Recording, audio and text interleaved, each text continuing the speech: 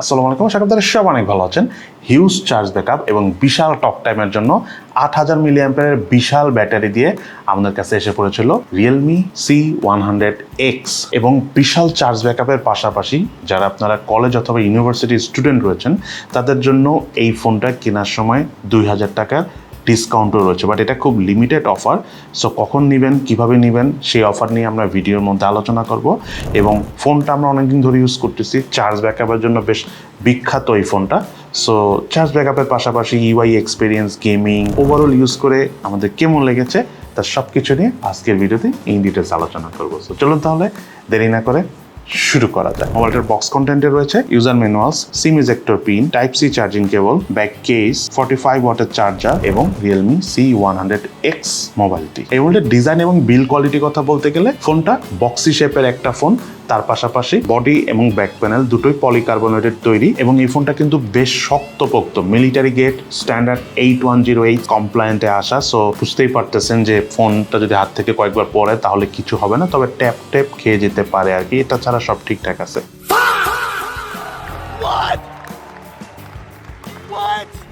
মোবাইলটার ব্যাক প্যানেলে একটা রিং লাইটের মতো রয়েছে, নোটিফিকেশন আসলে এটা কাজ করে। সো অনেকেই যারা আমরা নোটিফিকেশন লাইট পছন্দ করে থাকি বা মিসিং মনে করতেছি তাদের জন্য রিয়েলমি এটা নিয়ে এসেছে। এবং সেই সাথে ফোনটাতে যেহেতু 8000 মিলি অ্যাম্পিয়ার বিশাল ব্যাটারি রয়েছে, সো হালকা একটু ভারী। এটার থিকনেস হলো 8.6 মিলিমিটার এবং ওয়েট হলো 219 গ্রাম। বাট ফোনটা যেটা সত্যি কথা, একটু আগে বললাম যে একটু হালকা ভারী ফিল হয়, বাট ঠিকঠাক আছে। যেহেতু লং টাইম চার্জ ব্যাকআপ পাবো, একটু বড় ব্যাটারি একটু ভারী হলে আই থিঙ্ক কিছু হওয়ার কথাও না।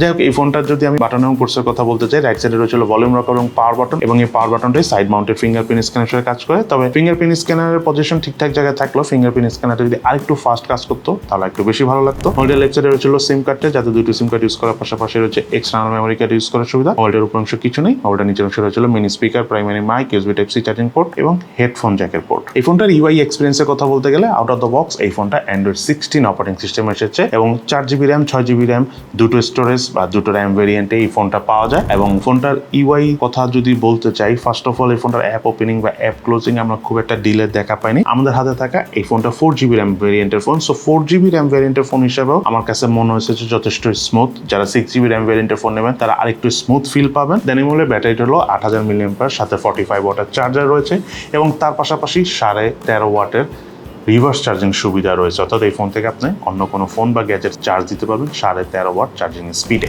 আর ফোনটা আমরা একবার চার্জ দিয়ে চার্জ ব্যাকআপটা আমাদের কাছে খুব ভালো লেগেছে। অলমোস্ট 15 ঘন্টার উপরে চার্জ ব্যাকআপ পেয়েছি যখন আমরা টানা ইউজ করেছি।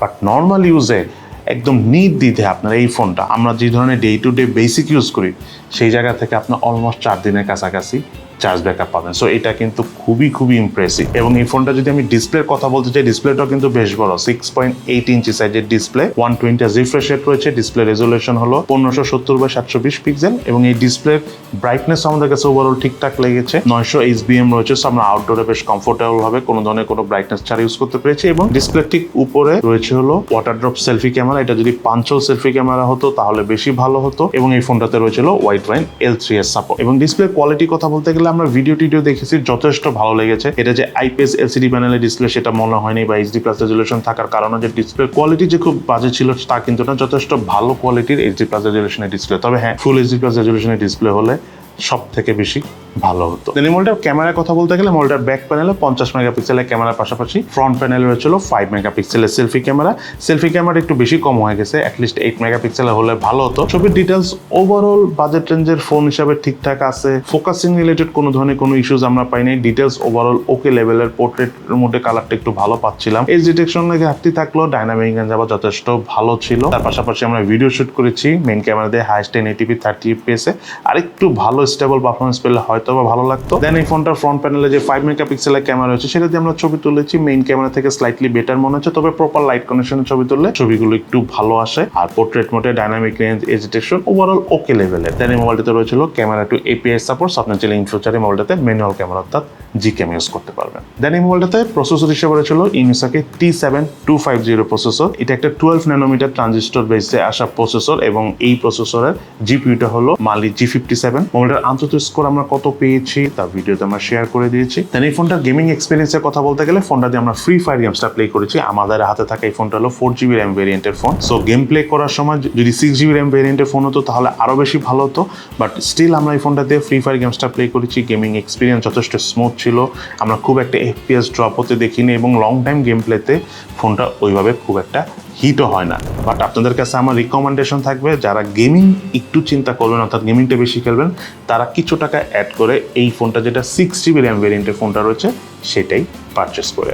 সেই সাথে আমরা ফোনটা দিয়ে অ্যাশওয়ার গেমসটা খেলেছি, সেটা কালার ডিটেলস কালার ডেপথ যথেষ্ট ভালো থাকে, আমরা গেম প্লে করে কিন্তু ওভারঅল বেশ মজা পেয়েছি। দেন এই মোবাইলটার প্রাইসের কথা বলতে গেলে এই ফোনটা দুটো ভেরিয়েন্টে বাংলাদেশ মার্কেটে লঞ্চ হয়েছে। একটা হলো 4GB RAM 128GB storage variant, একটা হলো 6GB RAM 128GB storage variant. এবং দুটো ভ্যারিয়েন্টের প্রাইসের কথা বলতে গেলে 4 128GB স্টোরেজ ভ্যারিয়েন্টের প্রাইস হলো 21,999 টাকা এবং 6 128GB স্টোরেজ ভ্যারিয়েন্টের প্রাইস হলো 23,999 টাকা। এবং আপনারা যারা ইউনিভার্সিটি অথবা কলেজে পড়ুয়া স্টুডেন্ট রয়েছেন তাদের জন্য 2000 টাকা ডিসকাউন্ট রয়েছে এই ফোনে, যারা আপনারা আগস্টের 10 তারিখ থেকে আগস্টের 17 তারিখের মধ্যে এই ফোনটা কিনবেন তাদের জন্য। এছাড়াও কিন্তু আরও স্পেশাল অফার টফার রিয়েলমি আপনাদেরকে দিচ্ছে। যাই হোক, আমরা এই 2000 টাকা ডিসকাউন্টের যে কুপন বা লিঙ্ক রয়েছে সেটা আমরা ভিডিওর নিচে ডেসক্রিপশনে দিয়ে রাখবো, আপনারা চাইলে লিঙ্কে ক্লিক করে কিনতে পারেন 2000 টাকা ডিসকাউন্ট দিয়ে। বাট এখন যেটা বলতে চাচ্ছি সেটা হলো এই ফোনটা প্রাইস হিসাবে এটার ওভারঅল আমাদের কাছে কেমন লেগেছে বা আমাদের এক্সপিরিয়েন্স কি ছিল। ফার্স্ট অফ অল যদি আমি ফোনটার ল্যাকিংসের কথা বলতে চাই, ফোনটার প্রাইস যদি আরেকটু কম হতো, অ্যাটলিস্ট 1-2000 টাকা যদি কম হতো তাহলে হয়তো বা ভালো হতো। বাট যেহেতু রাইট নাও র্যাম স্টোরেজের প্রাইস অনেক বেড়ে গেছে, সো সেই হিসাবে ফোনের প্রাইসটা বেড়েছে, বাট স্টিল একটু কম হওয়া দরকার ছিল। দেন এই ফোনটার ওভারঅল যাই আছে, চার্জ ব্যাকআপ খুবই ভালো ছিল, বাট ডিসপ্লেটা যদি ফুল এইচডি প্লাস রেজলিউশন দেওয়া যেত অথবা ডিসপ্লে না দেওয়া গেলেও যদি ক্যামেরাটা একটু ভালো দেওয়া হতো তাহলে হয়তো বা ভালো হতো। বিকজ অন্য থেকে 25,000 টাকা রেঞ্জের ফোনগুলোতে আসলে এইটা আছে তো ওইটা নাই, ওইটা আছে তো এইটা নাই, এমন একটা সিচুয়েশন। দ্যাটস আমি ওইভাবে বললাম, হয় ডিসপ্লে আদারওয়াইজ ক্যামেরা, দুটো যে কোনো একটা যদি ভালো হতো অথবা যদি প্রাইস একটু কম হতো সব থেকে বেশি ভালো হতো। বাট এটা যদি বাদ দেয়, এই ফোনের সব থেকে বেশি যে বিষয়টা আমার খুবই ভালো লাগছে সেটা হলো এটা চার্জ ব্যাকআপ। এটা চার্জ ব্যাকআপ আসলেই সলিড, আপনারা ইউজ করে সহজে এটা চার্জ ড্রেন করতে পারবেন না, মানে এটা আমি আপনাদেরকে চ্যালেঞ্জ করে বলতে পারবো।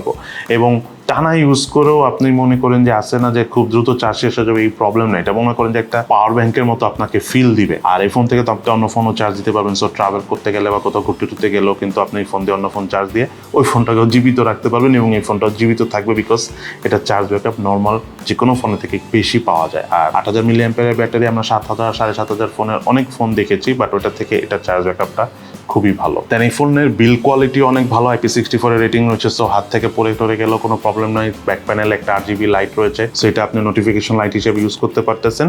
আর ডিসপ্লেটা ওভারঅল স্ট্যান্ডার্ড সাইজের থেকে একটু বড় থাকে, আপনি মিডিয়া কনজিউম করে ভালো লাগবে, অনলাইনে ক্লাস করতে পারবেন, ভিডিও কলে অনেক সুবিধা পাবেন। এবং সব কথার শেষ কথা হলো, যারা প্রচুর ফোনে কথা বলে এবং লং টাইম গেম প্লে করেন তাদের জন্য আমি মনে করি এত বিশাল চার্জ ব্যাকআপ থাকা একটা ফোন কিন্তু আদর্শ চয়েস। স্পেশালি যারা সিনিয়র সিটিজেন রয়েছেন তাদের জন্য এটা একটা বিগ ডিল, বিকজ তাদের জন্য নিয়মিত চার্জ দেওয়াটা কিন্তু একটু কঠিন। সো একবার চার্জ দিয়ে কিন্তু লং টাইম তারা এই ফোনটা ইউজ করতে পারবে। যাই হোক, এই হলো আমাদের Realme C100x, অর্থাৎ এই ফোনটার ফুল রিভিউ ভিডিও। আপনাদের কাছে এই ফোনটি কেমন লেগেছে সেটা কিন্তু অবশ্যই ভিডিওর নিচে কমেন্টস করে জানাবেন। সবাই ভালো থাকেন, সুস্থ থাকেন, ইনশাল্লাহ দেখা হবে ফিউচারে।